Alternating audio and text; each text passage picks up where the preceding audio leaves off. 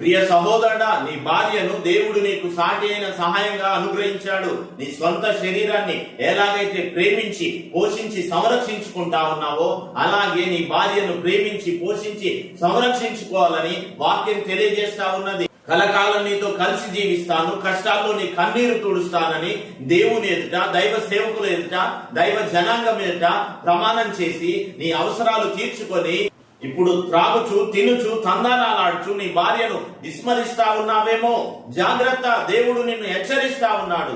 యవన కాలమందు నీవు పెళ్లి చేసుకుని అన్యాయంగా విసర్జించిన నీ భార్య పక్షాన యెహోవా సాక్షి ఆయను.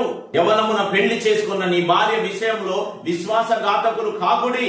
భార్యను పరిత్యజించుట నాకు అసహ్యమైన క్రియ అని దేవుడు నిన్ను గద్దిస్తా ఉన్నాడు. ఇకనైనా మారు మనసు పొందు, పశ్చాత్తాపం చెందు, నీ భార్యతో కలిసి సంతోషంగా జీవించు. సంఘానికి, సమాజానికి